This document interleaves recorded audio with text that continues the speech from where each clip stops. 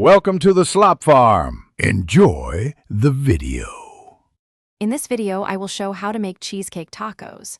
Preheat oven and prepare a sturdy tart shell to hold creamy cheesecake filling while you crisp taco shells separately.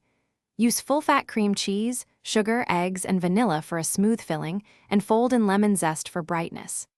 Bake gently, cool completely, chill to set, then spoon into cooled taco shells and finish with fruit or chocolate and serve.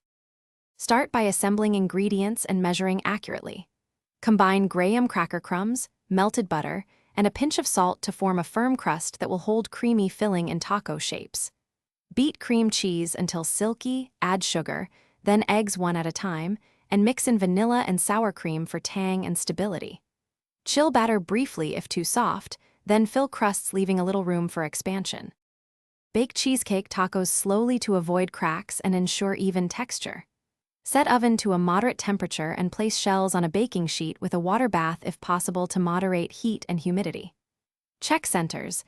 They should be slightly jiggly but not liquid, then cool on a rack and refrigerate for several hours to set fully.